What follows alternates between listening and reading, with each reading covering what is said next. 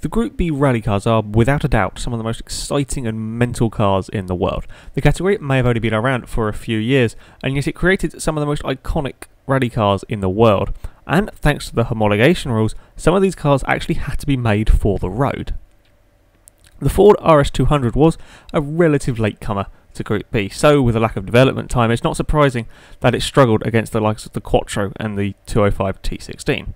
However, it was a very technically advanced car and said to be one of the best handling, so given a bit of time, it probably would have become a serious contender. An updated Evolution model was made, however the category was cancelled before it was ever raced. As a rally car, it never really got a chance. However, how does it handle as a road car? Now, the road-going Evolution model we have here has 506 horsepower from a Cosworth engine. That's a lot of power when you put it in a car weighing 2,400 pounds. Add on a four-wheel drive system and the acceleration is just mental. 0 to 60 takes 3.5 seconds. You'll be hitting 100 in 9 seconds, and that will scare most modern supercars. The top speed may only be a bit over 150, however, unless you are on a really long track, even here this pretty damn long track Road America is not really an issue. Turbo lag can be a problem. However, if you get everything right, this is a seriously fast car. When it gets to the corners, things get a little interesting. This isn't an easy car to drive fast. It will understeer on turning, and despite the fact it's forward drive, it can still have oversteer problems. The brakes aren't as powerful as I was expecting from it either, and of course you always have to be in the right gear at the right time, otherwise you'll be going nowhere because the turbos won't be doing anything. However, tread this very fine line, and this is genuinely Ferrari or Porsche beating.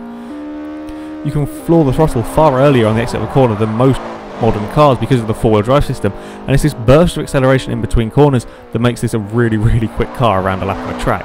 It's not even that expensive, 120,000 credits, which yes is quite a lot, but you can't really go much faster for less. The Ultima GTR is a little bit less and is quite a bit, well, that's a very fast car, and the ACR Viper is a little bit cheaper and slightly quicker, I would imagine, but still a very good value for money, this car. Now of course it is time to hand it over to the Stig and see what lap time he can get out of it. Now, expectation wise, this is a mid sort of S-Class car, however I wouldn't be surprised if this puts in a really quick time because this is a short track around here and this car is all about the acceleration.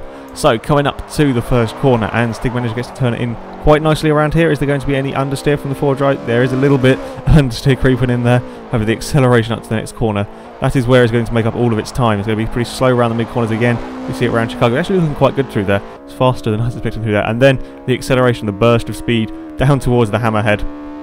This is a pretty quick car. Even for S-Class, the acceleration is pretty damn impressive.